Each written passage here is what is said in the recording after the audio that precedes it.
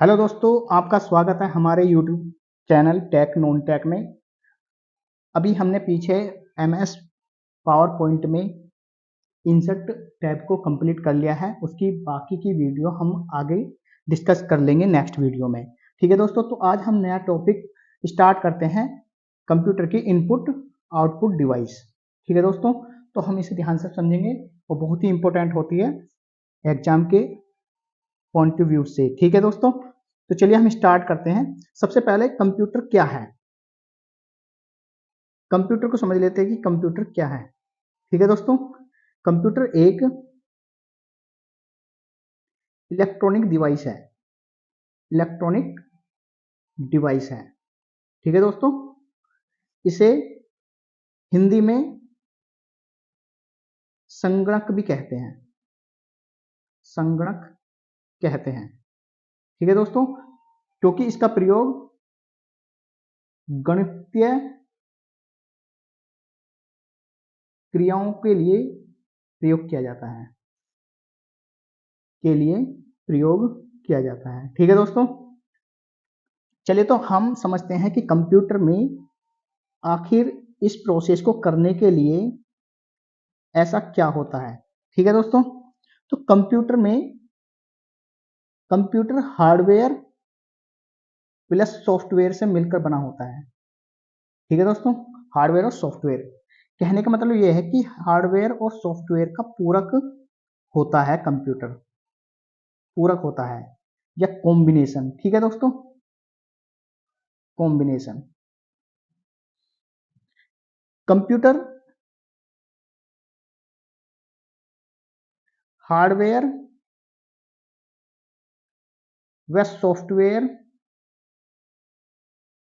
का कॉम्बिनेशन होता है, कॉम्बिनेशन होता है। ठीक है दोस्तों, इस बात को हम अच्छी तरीके से ध्यान रखेंगे। दूसरा, इसके 3 पॉइंट हैं, इन्हें हम ध्यान से पढ़ लेंगे, फिर उसके बाद हम एक एक वन बाय वन करके हम आगे पढ़ते रहेंगे। ठीक है दोस्तों, कंप्यूटर के सारे घटक, कंप्यूटर के सारे घटक, सारे घटक या कंपोनेंट, कंपोनेंट जो भी कंप्यूटर के अंदर लगे होते हैं, ठीक है दोस्तों, वो या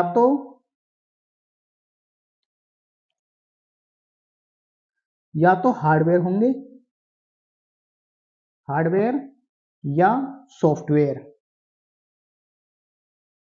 सॉफ्टवेयर होंगे। ठीक है दोस्तों, इसे ध्यान रखेंगे। लेकिन कंप्यूटर सभी हार्डवेयर व सॉफ्टवेयर सॉफ्टवेयर हो, ऐसा बिल्कुल नहीं है, ऐसा भी बिल्कुल नहीं है, यानी कि ये हमारा गलत हो जाता है, बिल्कुल नहीं।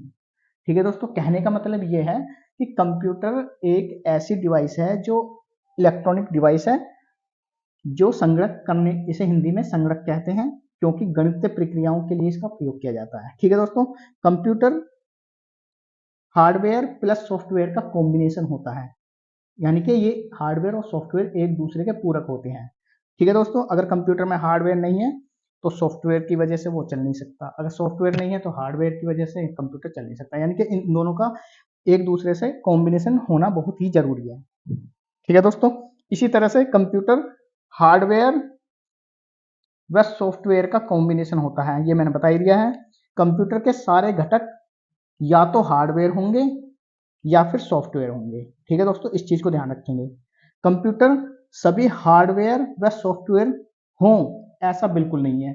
ठीक है दोस्तों, इस चीज को ध्यान रखेंगे, सभी हार्डवेयर या सभी सॉफ्टवेयर नहीं हो सकते हैं, दोनों का कॉम्बिनेशन होना जरूरी है।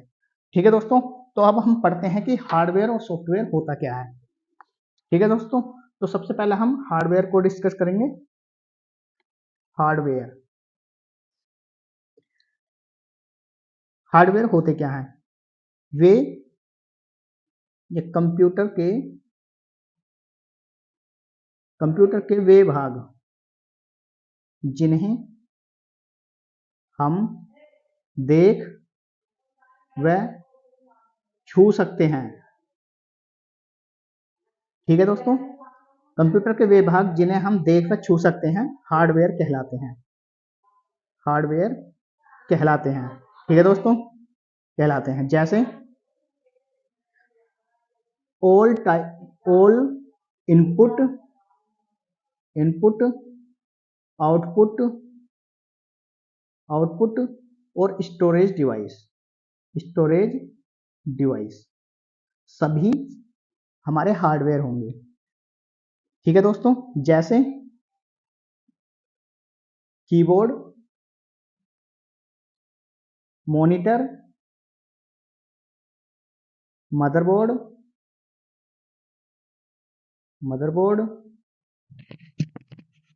और स्कैनर, प्रिंटर, etc।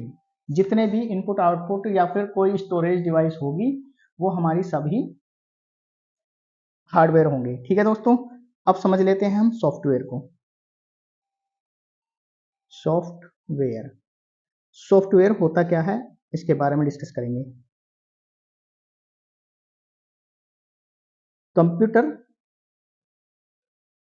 के वे भाग जिन्हें हम देख सकते हैं लेकिन छू नहीं सकते।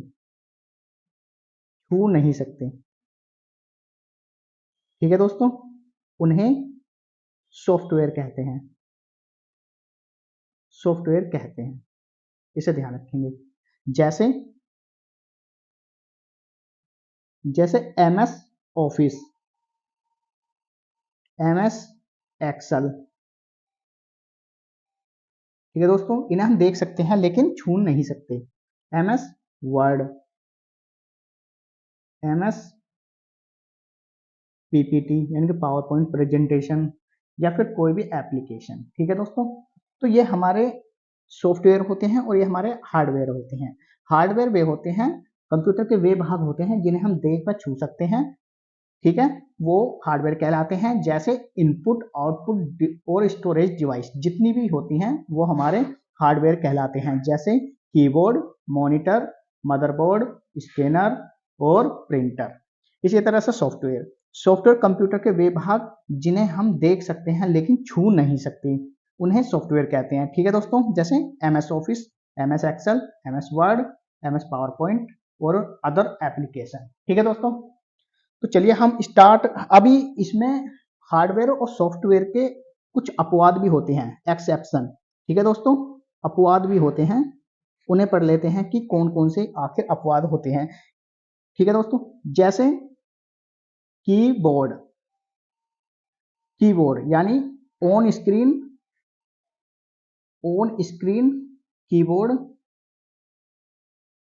कीबोर्ड या वर्चुअल कीबोर्ड भी कहते हैं इसे, वर्चुअल कीबोर्ड।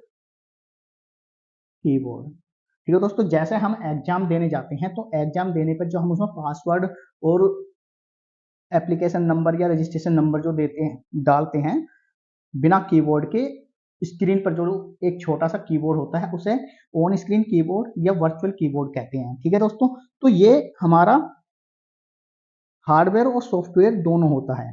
हार्डवेयर व सॉफ्टवेयर दोनों होता है, इसे ध्यान रखेंगे। ठीक है दोस्तों, कि ऑन स्क्रीन कीबोर्ड और वर्चुअल कीबोर्ड हार्डवेयर और सॉफ्टवेयर दोनों होते हैं। ठीक है दोस्तों, दोनों होते हैं, ये अपवाद है, इसको ध्यान रखेंगे। ठीक है दोस्तों, इसी तरह से अब हम थोड़ा और पढ़ते हैं कंप्यूटर के बारे में कि कंप्यूटर और ह्यूमन वेयर में क्या अंतर होता है।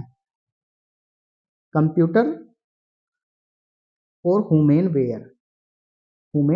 वेयर ये होता क्या है। कंप्यूटर और ह्यूमन वेयर, कंप्यूटर में भी हार्डवेयर प्लस सॉफ्टवेयर होता है और ह्यूमन वेयर में भी हार्डवेयर और सॉफ्टवेयर होता है। ठीक है दोस्तों, तो ह्यूमन वेयर होते क्या हैं। ठीक है दोस्तों, वे इक्विपमेंट या वे उपकरण जिनसे मनुष्य की हेल्प होती हो। मनुष्य की हेल्प या मदद मिलती हो, मनुष्य की हेल्प होती हो, उन्हें ह्यूमन वेयर कहेंगे, ह्यूमन वेयर कहते हैं। ठीक है दोस्तों, अब ह्यूमन वेयर कहते तो हैं, लेकिन होता क्या है ये अब इसे समझते हैं। ह्यूमन वेयर जैसे किसी व्यक्ति की देखने की शक्ति कमजोर हो जाती है, कमजोर होती है, तो उसके लिए कोई डिवाइस बनाई जाती है। ठीक है दोस्तों, तो उस डिवाइस में हार्डवेयर और सॉफ्टवेयर दोनों इंक्लूड होंगे। इसी प्रकार जब किसी व्यक्ति की सुनाई की क्षमता सुनने की क्षमता या सुनाई की क्षमता कम होती है, तो उसे एक इतनी सी छोटी सी डिवाइस, अब तो लेटेस्ट में छोटी छोटी डिवाइस आ रही हैं जिसका प्रयोग आम लोग करते हैं। ठीक है दोस्तों, तो ये जितने भी प्रकार की देखने की और सुनने की छोटी छोटी मशीनें होती हैं, उनमें हार्डवेयर और सॉफ्टवेयर दोनों का कॉम्बिनेशन होता है, और उन्हें ही हम ह्यूमन वेयर कहते हैं। ठीक है दोस्तों, तो इसका ध्यान रखेंगे हम अच्छी तरीके से कि ह्यूमन वेयर कंप्यूटर के इक्विवेलेंट होता है। ठीक है दोस्तों, और दोनों में हार्डवेयर सॉफ्टवेयर का कॉम्बिनेशन होता है, इस चीज को अच्छी तरीके से ध्यान रखेंगे। ठीक है दोस्तों, अब हम पढ़ते हैं कि पेरिफेरल डिवाइस क्या होती है। Peripheral device, peripheral device, peripheral device, इसे हिंदी में लिख देता हूं, पेरिफेरल युक्तियां। ठीक है दोस्तों, पेरिफेरल डिवाइस कौन सी होती हैं? पेरिफेरल डिवाइस सभी इनपुट, आउटपुट और स्टोरेज डिवाइस होती हैं। ठीक है दोस्तों, इसे ध्यान रखेंगे, जो भी पेरिफेरल डिवाइस को पूछा जाएगा तो उसमें इनपुट, आउटपुट और स्टोरेज डिवाइस होती हैं। ठीक है दोस्तों, और जो भी, इसे और लिख देंगे, और जो भी उपरोक्त यानी कि इनपुट, आउटपुट, स्टोरेज डिवाइस, उपरोक्त डिवाइस जो हैं सीपीयू में बाहर से कनेक्ट करते हैं, उन्हें पेरिफेरल डिवाइस कहते हैं, पेरिफेरल डिवाइस कहते हैं। ठीक है दोस्तों, तो इस चीज को भी हमने समझ लिया। अब समझते हैं कि हार्डवेयर कितने प्रकार के होते हैं। Hardware, type of hardware. Hardware मुख्यतः 3 प्रकार के होते हैं। कौन कौन से? एक होती हैं सभी इनपुट डिवाइस, दूसरी होती है सभी आउटपुट डिवाइस, और तीसरी होती है सभी स्टोरेज डिवाइस। ठीक है दोस्तों, तो हमारे हार्डवेयर के अंदर इनपुट डिवाइस, आउटपुट डिवाइस और स्टोरेज डिवाइस आती हैं। अब हम इन्हें एक एक करके पूरी तरह से डिस्कस करते हैं कि कि इनपुट डिवाइस को पढ़ेंगे पहले हम, फिर आउटपुट डिवाइस को, और उसके बाद स्टोरेज डिवाइस को। इस तरह से हमारा पूरी तरह इनपुट, आउटपुट और स्टोरेज डिवाइस कंप्लीट हो जाएगा। ठीक है दोस्तों, तो चलिए स्टार्ट करते हैं हम। पहले आपको मैं एक छोटा फिगर के टाइप से समझाता हूं कि कंप्यूटर के अंदर प्रोसेस क्या होता है। ठीक है दोस्तों, जैसे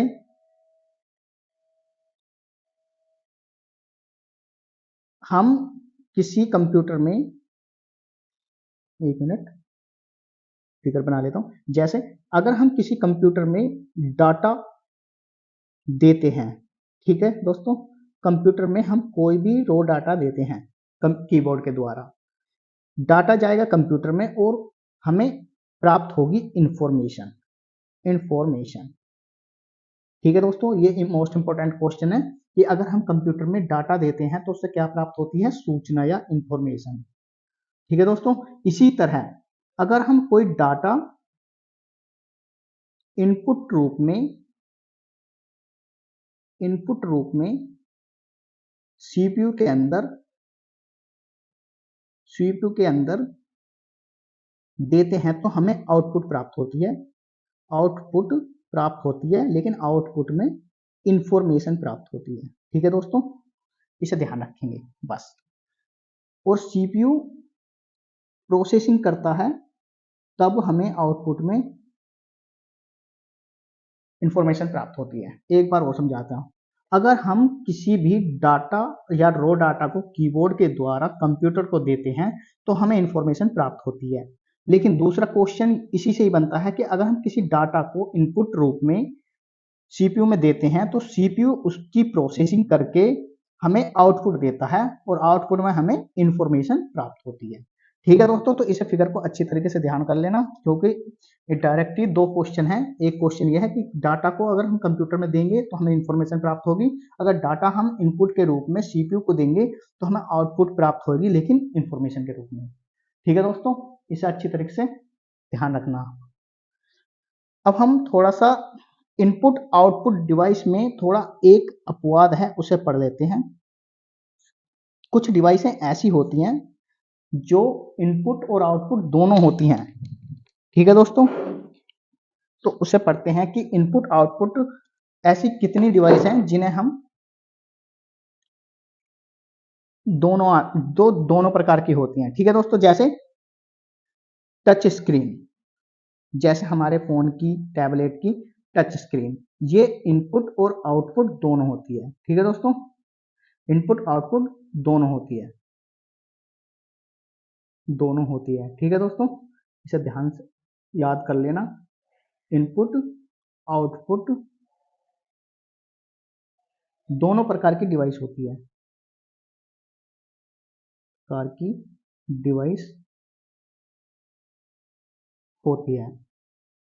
ये टच स्क्रीन के बारे में थोड़ी डिटेल में पढ़ते हैं कि टच स्क्रीन आखिर होता क्या है। नेक्स्ट पेज पे पढ़ते हैं। जैसे हमारे फोन के ऊपर एक पैनल होता है, इसे कहते हैं हम टच पैनल। ठीक है दोस्तों, इस टच पैनल में कुछ वर्टिकल लाइन होती हैं जो हमें इनविजिबल होती हैं, अदृश्य होती हैं, दिखती नहीं है। ठीक है दोस्तों, और कुछ हॉरिजेंटल लाइन होती हैं। ठीक है दोस्तों, इस तरह से। ठीक है दोस्तों, लेकिन ये जो इन पर मटेरियल प्रयोग किया जाता है वो होता है इंडियम, इसे ध्यान रखेंगे, इंडियम टिन ऑक्साइड। ठीक है दोस्तों, टच स्क्रीन में प्रयोग किए जाने वाला मटेरियल होता है इंडियम टिन ऑक्साइड। ठीक है दोस्तों, जब हम हॉरिजॉन्टल लाइन को वर्टिकल लाइन पर रखते हैं तो वो इस तरह से एक ग्रिड लाइन बन जाती है।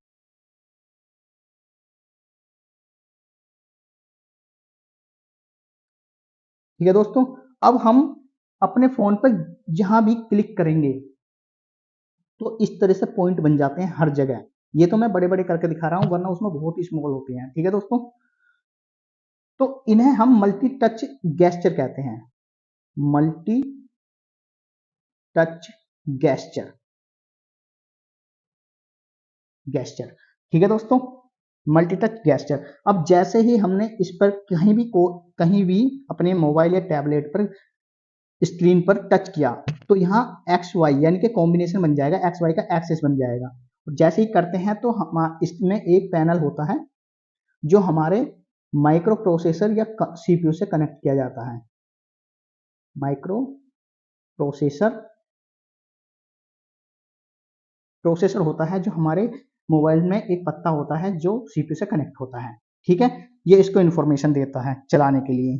ठीक है दोस्तों, तो इतना ध्यान रखेंगे कि कंप्यूटर में की टच स्क्रीन में या मोबाइल की टच स्क्रीन में एक पैनल होता है जिसमें वर्टिकल और हॉरिजॉन्टल लाइनें होती हैं, और वर्टिकल हॉरिजॉन्टल लाइन में जो मटेरियल प्रयोग किया जाता है वो इंडियम टिन ऑक्साइड होता है। ठीक है दोस्तों, और टच स्क्रीन में मल्टी टच गेस्चर का प्रयोग किया जाता है, यानी कि कहीं भी स्क्रीन पर कहीं भी अगर हम टच करते हैं तो वहां पॉइंट बन जाता है, एक्सिस बन जाता है। ठीक है दोस्तों, तो इसे हम ध्यान रखेंगे। अब हमारे फोन में कौन सी टच स्क्रीन प्रयोग की जाती है इसको पता करते हैं। मोबाइल में प्रयोग होने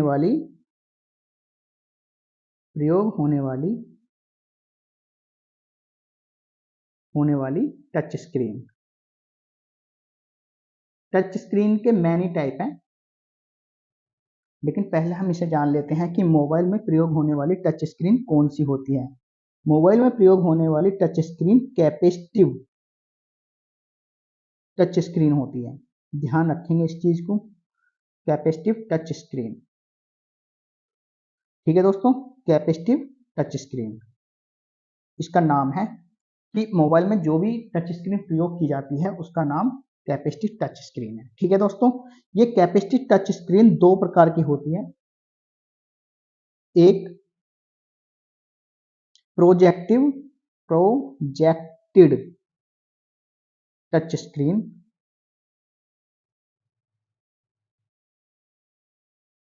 प्रोजेक्टेड टाइप टच स्क्रीन, और सेकंड होती है हमारी सरफेस टच स्क्रीन। ठीक है दोस्तों, सरफेस टच स्क्रीन।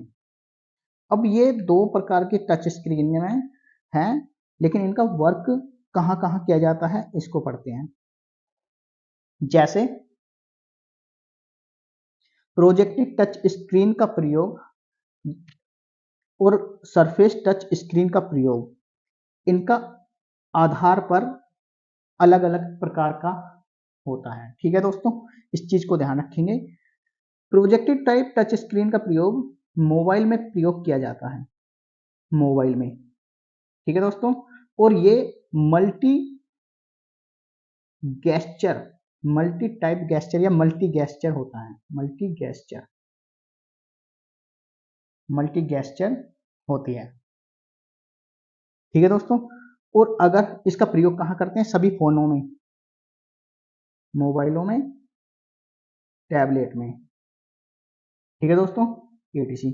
इसी प्रकार सरफेस टच स्क्रीन का प्रयोग आर्मी, डिफेंस में किया जाता है, और ये सिंगल टच, ये सिंगल गेस्चर होता है, इसमें सिंगल गेस्चर होता है। कहने का मतलब ये है कि अगर जैसे आपने देखा हो आर्मी और डिफेंस में सोल्जर्स को ट्रेनिंग देते समय एक स्टिक होती है और वो स्क्रीन पर समझा रहे होते हैं। ठीक है, वो स्क्रीन को टच करेंगे, यानी कि जो है ये इस तरह से टच करके बताएंगे कि ये हमारी लोकेशन है और यहाँ पर आपको तैनात होना है, इस तरह से। तो इसे कहेंगे सिंगल, एक ही टच करेगा, सिंगल गेस्चर होता है इसमें। ठीक है, एक ही टच करना पड़ेगा। लेकिन हम अपने फोन को मल्टी गेस्चर होता है, हमारे फोन में कहीं भी हम टच करेंगे तो वो टच हो जाएगा और हमें आउटपुट के रूप में हमें मिल जाएगा।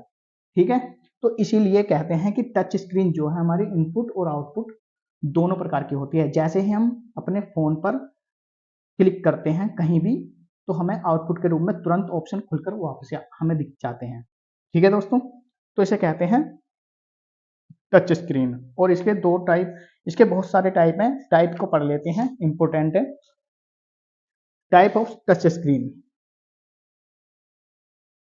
Type of touch screen. इस बात को तो जरूरी आपको ध्यान रखना है कि स्क्रीन, टच स्क्रीन जो होती है वो इनपुट आउटपुट का कॉम्बिनेशन होती है, जिसमें इनपुट आउटपुट दोनों तरह के होते हैं। ठीक है दोस्तों, तो इसे पढ़ लेते हैं कि टच स्क्रीन कौन कौन सी होती है। सबसे पहला आती है resistive touch screen.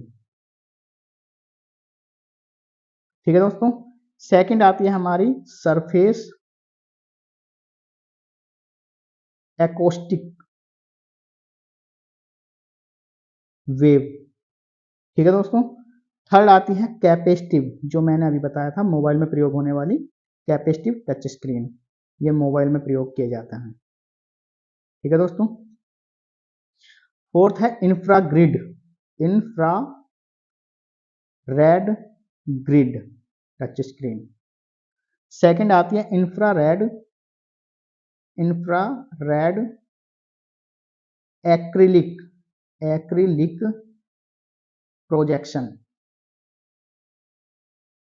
Projection touch screen. इसके बाद आती है हमारी ऑप्टिकल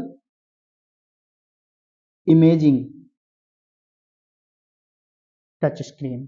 उसके बाद आती है डिस्पर्सिव सिग्नल टेक्नोलॉजी। ठीक है दोस्तों, और लास्ट है हमारी एकॉस्टिक पल्स रिकॉग्निशन।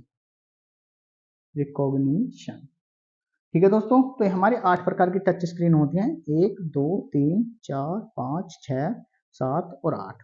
ठीक है दोस्तों, और इनका प्रयोग इनके यूजेस के आधार पर अलग अलग किया जाता है। ठीक है दोस्तों, तो आप ज़्यादातर अपने फ़ोन वाली टच स्क्रीन और टच स्क्रीन में कौन सा इनपुट आउटपुट होता है, ये दोनों का कॉम्बिनेशन होता है, इस चीज़ को ध्यान रखना है। बाकी इनके नाम याद रखना चाहते हो तो याद कर लेना, वैसे इम्पोर्टेंट नहीं है इतनी, लेकिन फिर भी नॉलेज के लिए रख सकते हो। ठीक है दोस्तों, पता ना कौन से क्वेश्चन में कुछ भी पूछ सकते हैं, इसलिए। ठीक है दोस्तों, ये हमारी 8 प्रकार की टच स्क्रीन हो जाती हैं। इसके बाद टच स्क्रीन में एक मेन फंक्शन होता है, इसे बताता हूं मैं, यहीं बता देता हूं। ठीक है दोस्तों, देखिए टच स्क्रीन ये बहुत इंपॉर्टेंट है, इसे ध्यान रखना। टच स्क्रीन में इंडक्टेंस का प्रयोग किया जाता है, लेकिन इंडक्टेंस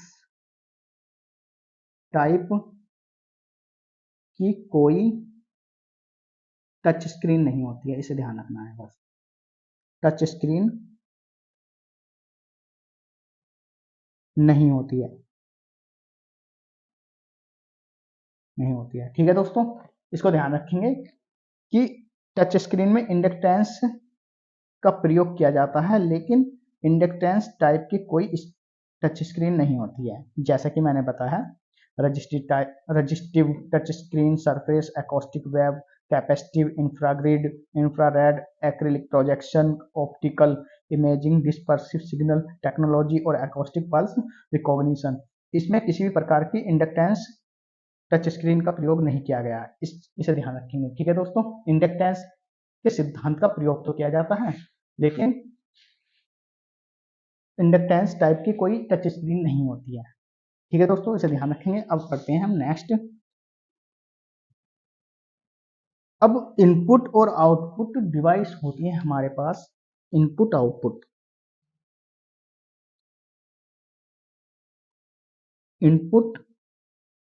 आउटपुट डिवाइस।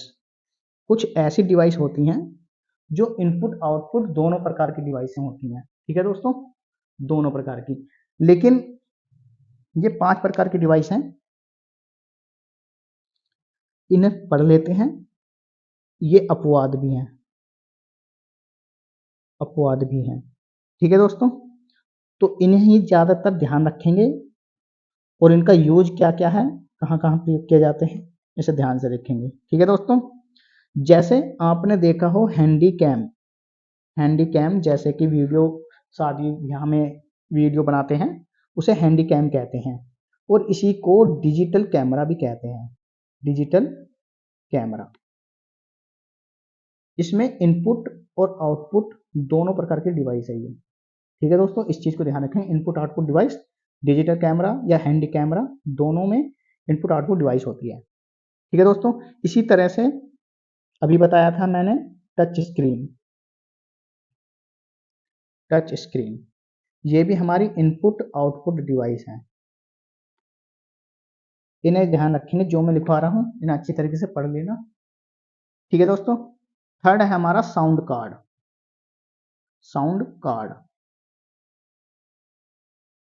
कार्ड जैसे हम कोई सीपीयू होता है हमारे पास या फिर कंप्यूटर लैपटॉप है, उसमें हमें अगर हम स्पीकर को कनेक्ट करते हैं तो वो हमें साउंड देता है। उसके लिए कंप्यूटर में साउंड कार्ड का प्रयोग किया जाता है। ठीक है दोस्तों, ये भी हमारा इनपुट और आउटपुट डिवाइस होती है। ठीक है दोस्तों, उसके बाद आता है फोर्थ हमारा एनआईसी। एनआईसी, इसको नेटवर्क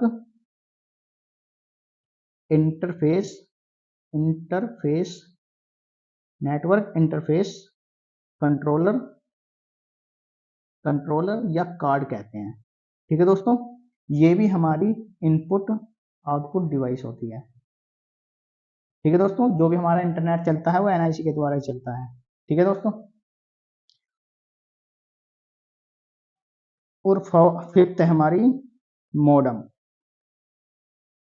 मॉडम को डिटेल में हम जब हम नेटवर्किंग सिस्टम पढ़ेंगे तो उसमें मैं आपको अच्छी तरीके से मॉडम को पढ़ाऊंगा। ठीक है, अभी सिर्फ मॉडम को पढ़ लेते हैं कि मॉडम भी एक हमारी इनपुट आउटपुट डिवाइस है। इसको मॉडम मॉड्यूलेटर मॉड्यूलेटर डीमॉड्यूलेटर कहते हैं। डीमॉड्यूलेटर, ठीक है दोस्तों, मॉड्यूलेटर डीमॉड्यूलेटर कहते हैं, और ये भी हमारी इनपुट आउटपुट डिवाइस है। ठीक है दोस्तों, तो ये हमारे most important input output device 5 प्रकार की होती हैं, इन्हें ध्यान रखेंगे, ज़्यादातर क्वेश्चन इनसे ही पूछा जाता है। ठीक है दोस्तों, तो अब हम पढ़ते हैं नेक्स्ट में इनपुट डिवाइस। अब इनपुट डिवाइस कौन कौन सी होती हैं, क्या होता है इनपुट डिवाइस, उसके बारे में डिटेल में समझते हैं। इनपुट डिवाइस, पहले ये जान लेते हैं कि इनपुट डिवाइस होती कौन कौन सी है। मैं यहाँ लिखता जाऊंगा और फिर एक एक करके इन्हें अच्छी तरीके से पढ़ेंगे। ठीक है दोस्तों, जैसे अभी बताया था कीबोर्ड, दूसरा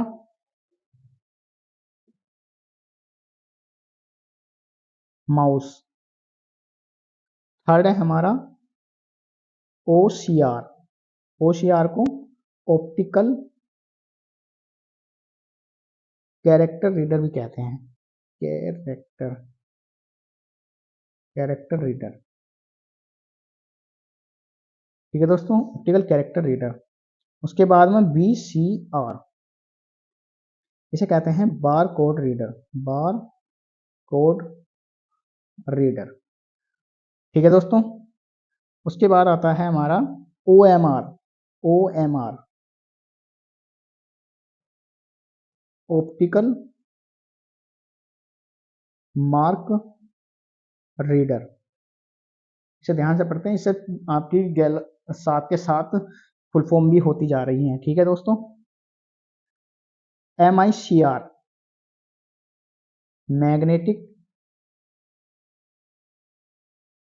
मैग्नेटिक इंक कैरेक्टर रिकॉग्निशन।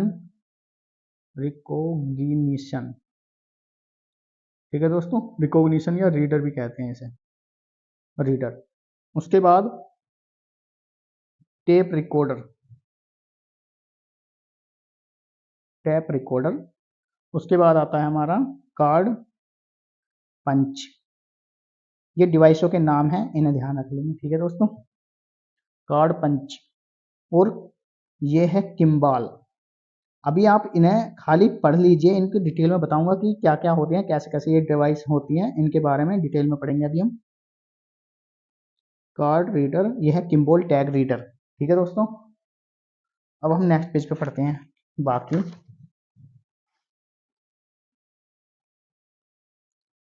इसके बाद में आती है हमारी टच पैड। टच पैड, जैसे आपने देखा होगा लैपटॉप में टच पैड होता है। ट्रैक बॉल,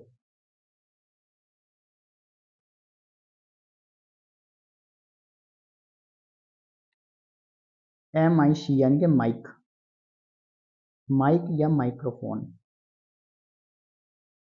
ठीक है दोस्तों, स्टाइलिश।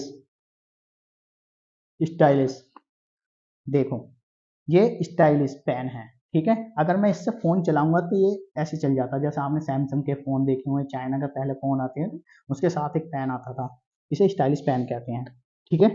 ये भी हमारी इनपुट डिवाइस होती है। एक होता है light pen, scanner,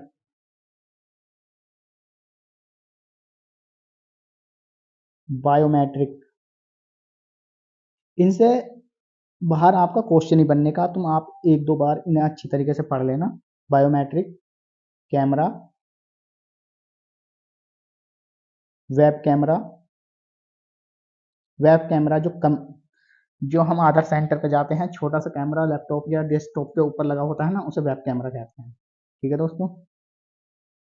web camera या वेब कैम, लैपटॉप में भी हमारे फ्रंट साइड में जो कैमरा होता है उसे वेब कैमरा कहते हैं, ठीक है दोस्तों। और ये है लास्ट हमारा बार कोड रीडर, तो मैंने बता ही दिया, बार कोड रीडर तो मैंने बता ही दिया, चलो रीडर। और लास्ट है हमारा जॉयस्टिक, जॉयस्टिक, ठीक है दोस्तों। तो आप इतनी इनपुट डिवाइसों को अच्छी तरीके से पढ़ लेंगे, ठीक है दोस्तों। और अब हम थोड़ा सा मेरा इनपुट डिवाइस के बारे में मैं आपको बताना चाहता हूं कि दो तीन फंक्शन ऐसे हैं जिन्हें हमें जरूर ही याद रखना चाहिए, ठीक है दोस्तों। तो इसे अच्छी तरीके से पढ़ेंगे हम। पहले मैं इनपुट डिवाइसों के बारे में एक एक डिटेल पढ़ाने से पहले मैं आपको कीबोर्ड और माउस के बारे में और डोस और विंडोज के बारे में बताता हूं कि ये होता क्या है, ठीक है। तो ये दो तीन क्वेश्चन मोस्ट इंपोर्टेंट होते हैं। जैसे पूछा जाता है कि कॉमन इनपुट डिवाइस कौन सी होती है, तो ये हमारी कीबोर्ड होती है, कीबोर्ड, ठीक है दोस्तों। इसे ध्यान रखेंगे, most common input device keyboard. अब विंडोज के बारे में पढ़ लेते हैं थोड़ा सा। विंडोज विंडोज में विंडोज में GUI का प्रयोग किया जाता है, GUI का प्रयोग किया जाता है, ठीक है दोस्तों। विंडोज में GUI का प्रयोग किया जाता है। GUI की फुल फॉर्म होती है graphical user interface, user interface, ठीक है दोस्तों। विंडोज में जब हम कमांड देते हैं कीबोर्ड के द्वारा तो उसे हम देख सकते हैं, ठीक है दोस्तों। इस बात को आप अच्छी तरीके से ध्यान रखना कि विंडोज में अगर हम कोई भी कीबोर्ड से कमांड देते हैं तो उसे हम देख सकते हैं, ठीक है दोस्तों। इसी तरह से दूसरा फंक्शन होता है हमारा DOS यानी कि disk operating system, disk operating system, ठीक है दोस्तों। इसका कार्य क्या होता है, डोस में कीबोर्ड के द्वारा कमांड दी जाती है तो उसे हम देख नहीं सकते, इतना अंतर होता है इन दोनों में, ठीक है दोस्तों। और डिस्क ऑपरेटिंग सिस्टम डोस में CUI का प्रयोग किया जाता है, CUI इसकी फुल फॉर्म होती है कैरेक्टर यूजर इंटरफेस, ठीक है दोस्तों। इसमें आपको अच्छी तरीके से डिफरेंस पता लग गया होगा कि मोस्ट कॉमन इनपुट डिवाइस जो होती है वो हमारी कीबोर्ड होती है, ठीक है दोस्तों। विंडोज में GUI यानी कि ग्राफिकल यूजर इंटरफेस का प्रयोग किया जाता है। इसमें जो हम कमांड कीबोर्ड के द्वारा देते हैं उसे हम देख सकते हैं। ठीक है दोस्तों, जस्ट इसका उल्टा डोस, जिसे डिस्क ऑपरेटिंग सिस्टम भी कहते हैं, डोस में कीबोर्ड के द्वारा जो भी हम कमांड देते हैं उसे देख नहीं सकते, उसे देख नहीं सकते हैं, ये डिफरेंस होता है इसमें। ठीक है दोस्तों, और इसमें CUI कैरेक्टर यूजर इंटरफेस का प्रयोग किया जाता है। इसमें GUI का प्रयोग किया जाता है विंडोज में, और इसमें CUI का, इसे ध्यान रखेंगे। ठीक है दोस्तों, एक और है मोस्ट कॉमन इनपुट डिवाइस जो है हमारी, उसको और पढ़ लेते हैं, उसके बाद हम इनपुट डिवाइस को अच्छी तरीके से डिस्कस करेंगे। Common pointing device, pointing device, अगर आपको पॉइंटिंग से रिलेटेड कोई भी क्वेश्चन आता है तो ज्यादातर आप माउस को ही क्लिक करेंगे। ठीक है दोस्तों, माउस को ही ऑप्शन या आंसर लगाएंगे। ठीक है दोस्तों, तो कॉमन पॉइंटिंग डिवाइस सबसे ज्यादा प्रयोग की जाने वाली माउस है।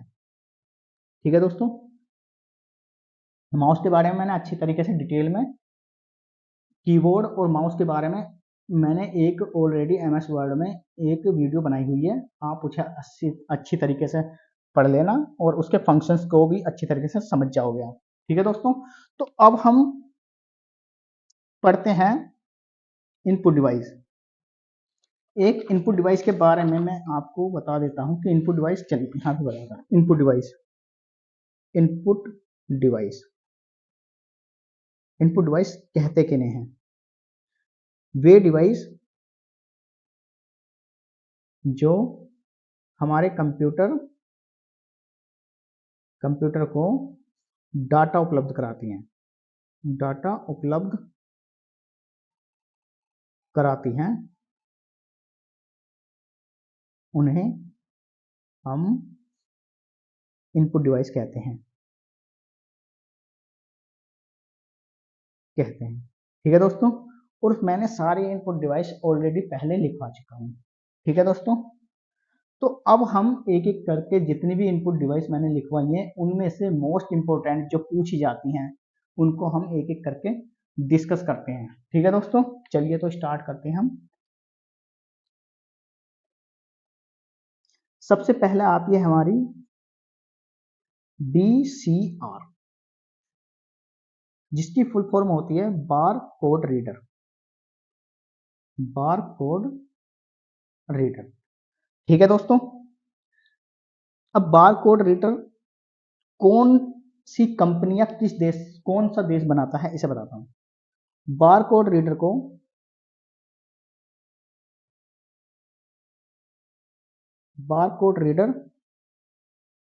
बेल्जियम, बेल्जियम की राजधानी ब्रुसेल्स की एक कंपनी है, एक कंपनी जिसे ग्लोबल स्टैंडर्ड 1 यानी कि GS1 है, जो पूरी दुनिया को बार कोड रीडर यानी कि बार कोड देती है, बार कोड देती है। ठीक है दोस्तों, इसे आप समझ गए होंगे कि BCR यानी कि बार कोड रीडर बेल्जियम की एक राजधानी जो उसकी ब्रुसेल्स है, एक कंपनी है उसकी ग्लोबल स्टैंडर्ड 1 जो पूरी दुनिया को बार कोड देती है। ठीक है दोस्तों, बार कोड को देने वाली बेल्जियम की ब्रुसेल्स में एक ग्लोबल स्टैंडर्ड 1 के नाम से एक कंपनी है जो पूरी ऑल ओवर वर्ल्ड को बार कोड प्रोवाइड करती है। ठीक है दोस्तों, इस चीज को ध्यान रखेंगे। उसके बाद जैसे भारत का बार कोड किस चीज से स्टार्ट, किस नंबर से स्टार्ट होता है, इसको ध्यान रखेंगे। 890 से इंडिया को प्रोवाइड किया गया है। सभी का नंबर अलग अलग होता है सभी देशों का। ठीक है दोस्तों, तो इसे ध्यान रखेंगे। 890 जो है ये इंडिया को प्रोवाइड किया गया बार कोड है। ठीक है दोस्तों, अब बार कोड होता क्या है? बार कोड मोटी पतली लाइन का बना एक ऐसा कोड होता है जिससे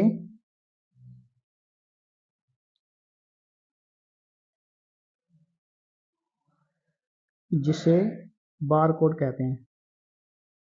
बार कोड कहते हैं। ठीक है दोस्तों, कहने का मतलब यह है कि मोटी पतली लाइन का बना एक ऐसा कोड होता है जिसे बार कोड कहते हैं। जैसे आपने देखा हो, कोई पतली लाइन होगी, कोई हल्की लाइन होगी, इस तरह से कोई कोड लिखा होता है। ठीक, अगर यहाँ से कोई 890 से स्टार्ट होता है तो समझ लेना कि ये इंडिया का कोड है। इंडिया का कोड 890 से स्टार्ट होता है। ठीक है दोस्तों, तो ये हमारा बार कोड रीडर समाप्त हो जाता है। अब हम बार कोड रीडर के बारे में और डिस्कस कर लेते हैं कि बार कोड रीडर होता क्या है। बार कोड रीडर, इसकी फुल इंफॉर्मेशन दे रहे हैं हम आपको, अच्छी तरीके से पढ़ लेना। एक ऐसी बार कोड रीडर एक ऐसी डिवाइस है, आपने देखा होगा कि डिवाइस होती है, लेजर का प्रयोग किया जाता है। डिवाइस बार कोड रीडर एक ऐसी डिवाइस है जिसमें बार कोड को रीड किया जाता है, रीड करते हैं। ठीक है दोस्तों, और बार कोड को रीड करने के लिए लेजर लाइट का प्रयोग करते हैं। लेजर का प्रयोग किया जाता है। ठीक है दोस्तों, अब लेजर शब्द आएगा तो लेजर की भी फुल फॉर्म आ सकती है, इसीलिए लेजर को भी आप अच्छी तरीके से ध्यान रख लेना। लेजर की फुल फॉर्म होती है light amplification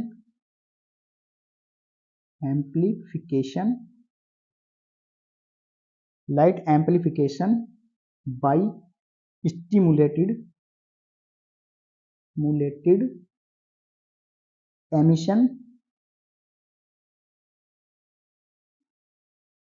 emission of radiation. ठीक है दोस्तों, इसे ध्यान रखेंगे कि लेजर की फुल फॉर्म कौन सी होती है? Light amplification by stimulated emission of radiation. ठीक है दोस्तों, ये लेजर की फुल फॉर्म हो जाती है। अब हम स्टार्ट करते हैं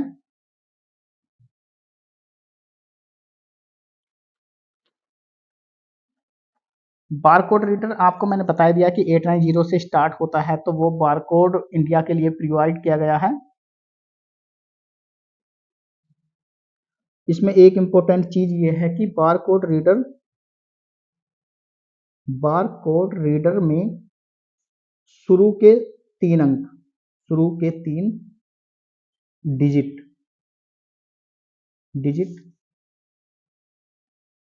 उसकी कंट्री को बताते हैं, उसकी कंट्री या देश को बताते हैं।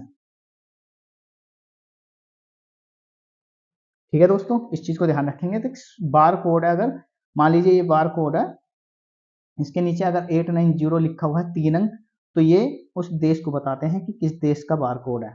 ठीक है, देश को बताते हैं, जैसे ये इंडिया का बार कोड है, इसे ध्यान रखेंगे। ठीक है दोस्तों, तो ये हमारा बार कोड हो गया है। और एक बार कोड आपने एक पुस्तकों पर और देखा होगा, पुस्तक पे लिखा होता है 978, और इस पर लिखा होता है, आप देख लेना, ISBN। ठीक है दोस्तों, ISBN का मतलब है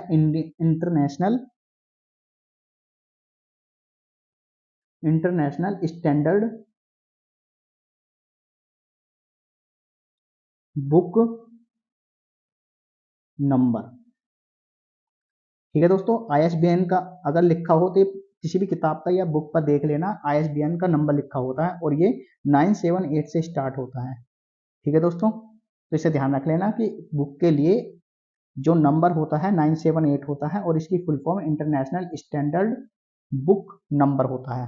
ठीक है दोस्तों, जो किताबों के लिए दिया जाता है, के लिए प्रोवाइड किया जाता है, किया जाता है। ठीक है दोस्तों, और एक मोस्ट इंपोर्टेंट चीज ये बता देता हूं कि इनपुट डिवाइस की पहचान कैसे करेंगे। इनपुट डिवाइस की पहचान करने के लिए अधिकतर मोस्टली लास्ट में रीडर या रिकॉग्निशन होगा।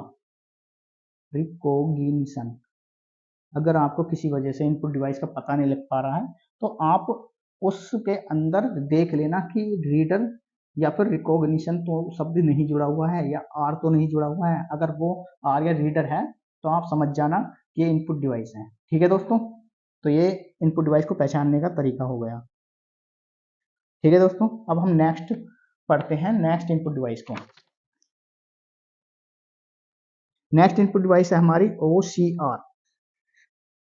इसकी फुल फॉर्म होती है ऑप्टिकल कैरेक्टर रीडर। जैसा कि मैंने अभी बताया था, रीडर होती है।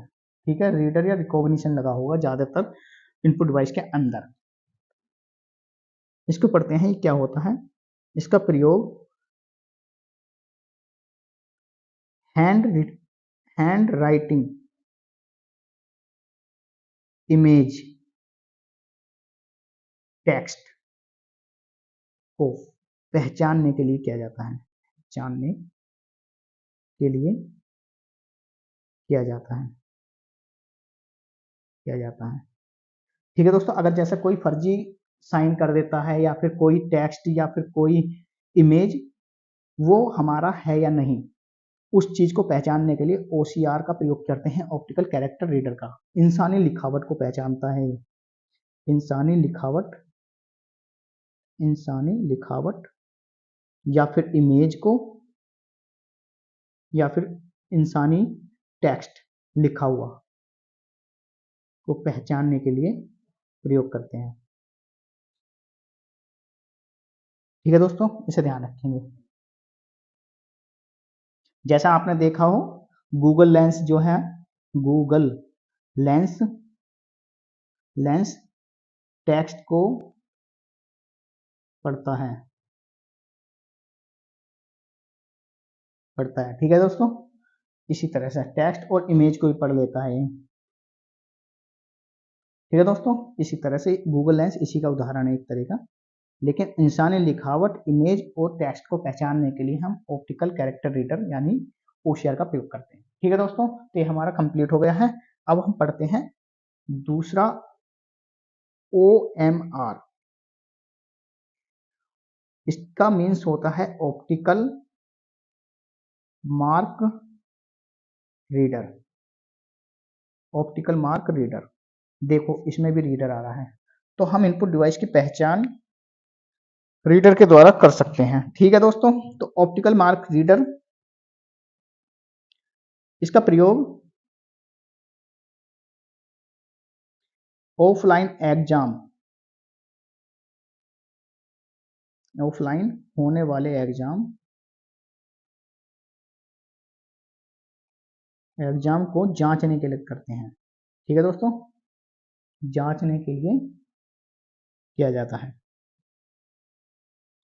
जाता है। जैसा आप BMA के या फिर हम ऑफलाइन एग्जाम जैसे UP पुलिस के देते हैं तो उसमें हम उसकी जो जांच करते हैं, हम OMR सीट देते हैं हमें वो, और OMR सीट में OMR एक मशीन होती है जिसके द्वारा हम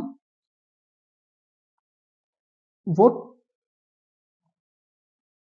उसके द्वारा हम अपनी OMR सीट को चेक करते हैं। ठीक है दोस्तों, इसका प्रयोग, ये इंपॉर्टेंट है, इसका प्रयोग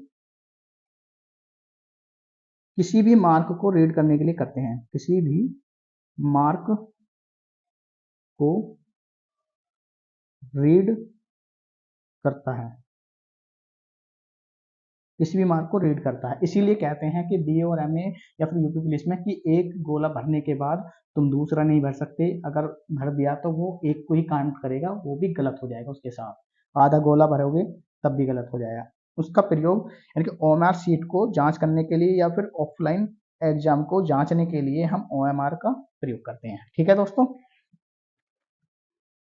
अब हमारी नेक्स्ट आती है MICR। नेक्स्ट इनपुट डिवाइस है हमारी MICR। ये बहुत ही इंपॉर्टेंट है। MICR को मैग्नेटिक इंक कैरेक्टर रिकॉग्निशन कहते हैं। ठीक है दोस्तों, मैग्नेटिक इंक कैरेक्टर रिकॉग्निशन। इसका प्रयोग चेक को रीड करने के लिए करते हैं। चेक को बैंक चेक को रीड करने के लिए प्रयोग किया जाता है।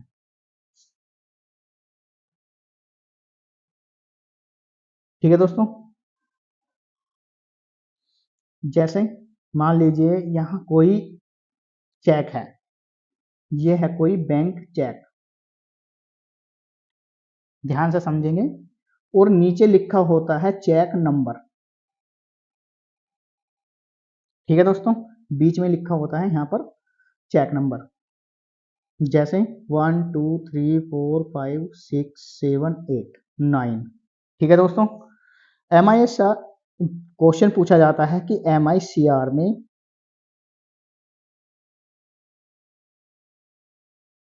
चेक नंबर कितने अंक का होता है। चेक नंबर 9 डिजिट का होता है, 9 डिजिट का होता है, इसे ध्यान रखेंगे। ठीक है दोस्तों, MICR में चेक नंबर कितने नंबर का होता है, 9 डिजिट का होता है। ठीक है दोस्तों, और MICR में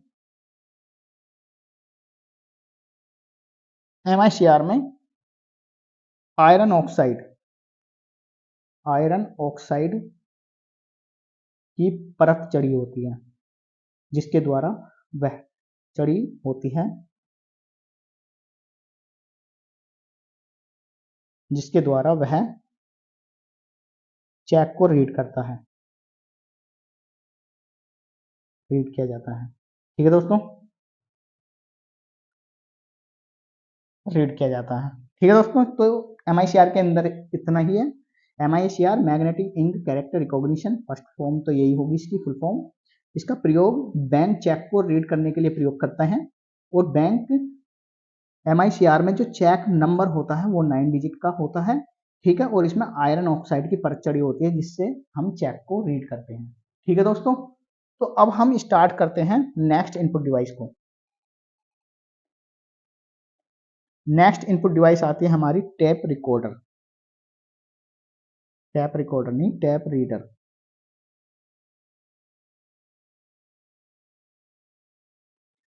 टैप रीडर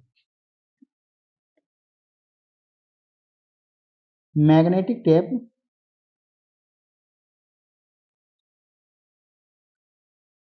को रीड करने के लिए प्रयोग की जाती है, प्रयोग करते हैं। ठीक है दोस्तों, मैग्नेटिक टेप को रीड करने के लिए हम टैप रीडर का प्रयोग करते हैं। इस पर भी आयरन ऑक्साइड की परत चढ़ी होती है, परत चढ़ी होती है।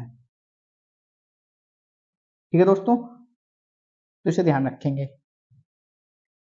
MICR और टैप रीडर दोनों में आयरन ऑक्साइड की परत चढ़ी होती है। ठीक है दोस्तों, मैग्नेटिक टेप को रीड करने के लिए हम टैप रीडर का प्रयोग करते हैं। अब हम नेक्स्ट पढ़ते हैं, एक होता है किम्बाल टैग रीडर। किम्बाल टैग रीडर, ये क्या होता है? इसकी आकृति आपने देखी होगी, इस तरह की होती है और इस पर इस तरह से छोटे छोटे बिंदु होते हैं। ठीक है दोस्तों, और ये टैग होता है एक तरह का, जैसा आपने किसी जूडिया या फिर पैटर इंग्लैंड या ब्रांडेड कंपनी एडिडास किसी में गए हो तो उसमें आपने देखा होगा कि कपड़े पर एक टैग लगा होता है और वो इस तरह से होता है, उसका डिजाइन इस तरह से होता है, उसे कहते हैं हम किम्बल टैग रीडर। ठीक है दोस्तों, इसका प्रयोग क्या होता है? ये बस विदेशों में प्रयोग किया जाता है, भारत में नहीं किया जाता, विदेश में प्रयोग किया जाता है, किया जाता है। ठीक है दोस्तों, बस इतना ध्यान रखना है कि किम्बल टैग रीडर एक इनपुट डिवाइस है जो एक इस तरह से इसका सिंबल होता है, या आप इस तरह से बना लीजिए, एक ऐसा टैग बना होता है कपड़े पर, आपने देखा होगा लटका हुआ ये, और इस पर इस तरह से कुछ लिखा होता है, इसे ही किम्बल टैग कहते हैं, किम्बल टैग रीडर कहते हैं। ठीक है दोस्त, ये विदेशों में प्रयोग किया जाता है, भारत में नहीं किया जाता, विदेश की कंपनियों में, कहने का मतलब विदेशी कंपनियों में प्रयोग किया जाता है। ठीक है दोस्तों, अब आता है क्यूआर कोड। क्यूआर कोड इसे बहुत इंपॉर्टेंट है, इसे पढ़ेंगे हम। क्यूआर का मतलब होता है quick response, quick response code. ठीक है दोस्तों, इसकी फुल फॉर्म होती है क्विक रेस्पॉन्स कोड। इसका प्रयोग सबसे पहले, या इसकी खोज जापान में 1900 जापान में 1994 में Denso Dave automobile company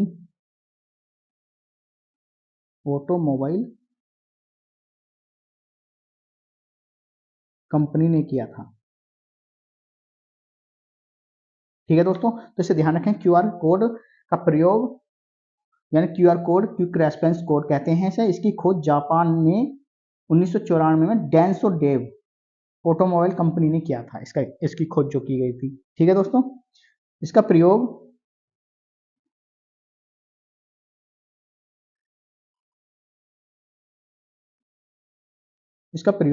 payment और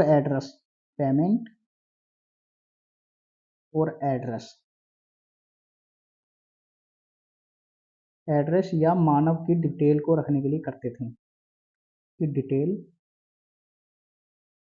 को रखने में किया जाता है, ठीक है दोस्तों, रखने में किया जाता है। ठीक है दोस्तों, इसे ध्यान रखेंगे। QR code quick response code, इसकी खोज जापान ने 1994 में डेंसो डेव ऑटोमोबाइल कंपनी ने किया था, और इसका प्रयोग पेमेंट, एड्रेस और मानव की डिटेल रखने के लिए प्रयोग करते हैं। ठीक है दोस्तों, अब हमारा नेक्स्ट आता है लास्ट, कायोस्क।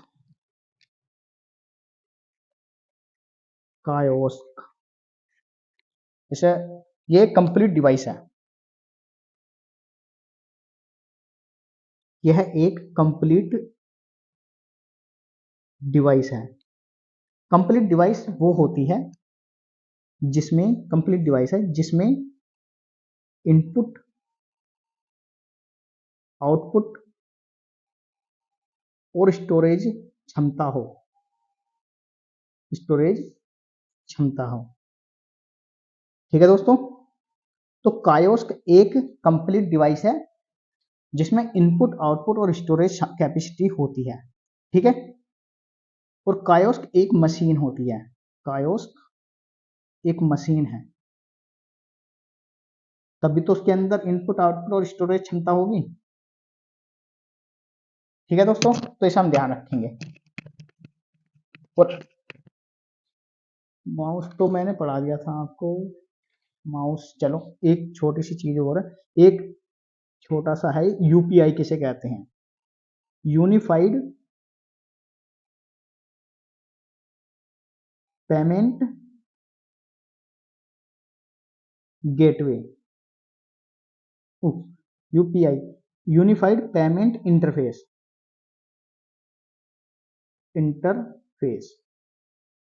ठीक है दोस्तों, इसे याद रखेंगे। गेटवे के बारे में हम आगे पढ़ेंगे, जो नेटवर्क सिस्टम पढ़ेंगे तो उसमें आएगा गेटवे, क्या होता है गेटवे, उसमें डिस्कस करेंगे, ठीक है दोस्तों। और एक इंपॉर्टेंट चीज इसे भी ध्यान रखेंगे कि विंडोज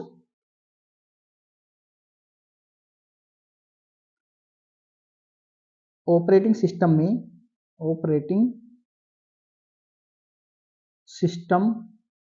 में ये एक्स्ट्रा पॉइंट है दोनों, ठीक है दोस्तों। उससे पहले हमने जितने भी इंपॉर्टेंट जो जिनके बारे में पढ़ना था हमारे इनपुट डिवाइस के बारे में, वो हम डिस्कस कर चुके हैं, ठीक है दोस्तों। तो इसके ध्यान रखेंगे, विंडोज ऑपरेटिंग सिस्टम में कॉमन फंक्शन ये आया हुआ क्वेश्चन है, कॉमन फंक्शन विंडो होती है, ठीक है दोस्तों, इसे ध्यान रखेंगे। और इसमें विम्प का प्रयोग किया जाता है, विम्प, ठीक है, WIMP, विम्प का। W का मतलब होता है विंडो, I का मतलब होता है आइकन, और M का मतलब होता है मीनू या लिस्ट, और P का मतलब होता है पॉइंटर, ठीक है दोस्तों। एक विंडो के अंदर मेन फंक्शन जो होता है विम्प का प्रयोग किया जाता है, जिसमें विंडो होगी, आइकन होंगे और मीनू होगी पॉइंटर, इसे ध्यान रखेंगे। विम्प की फुल फॉर्म, ठीक है, विंडो, आइकन, मीनू, पॉइंटर, ठीक है दोस्तों। तो आज हमारे इनपुट डिवाइस पूरी तरह से कंप्लीट हो चुका है, और माउस और एक कीबोर्ड ये दो रह गए हैं, इसको मैं ऑलरेडी डिस्कस कर चुका हूं, और मैं इसकी प्लेलिस्ट इनपुट डिवाइस के नाम से बना दूंगा, आप वहां से देख लेना, ठीक है दोस्तों। तो आज हमारा इनपुट डिवाइस पूरी तरह से कंप्लीट हो गया है। आप हमारे चैनल को सब्सक्राइब कीजिए, लाइक कीजिए, कमेंट कीजिए, ठीक है दोस्तों, और शेयर कीजिए। इसके बाद हम नेक्स्ट टॉपिक आउटपुट डिवाइस का करेंगे, ठीक है दोस्तों। इसी तरह से समझेंगे कि आउटपुट डिवाइस किस तरह से होती हैं, कौन कौन सी होती हैं, और उनको पूरी डिटेल से अच्छी तरीके से पूरी करेंगे, ठीक है दोस्तों। तो धन्यवाद, मिलते हैं नेक्स्ट वीडियो में। नेक्स्ट वीडियो आएगी हमारी आउटपुट डिवाइस की।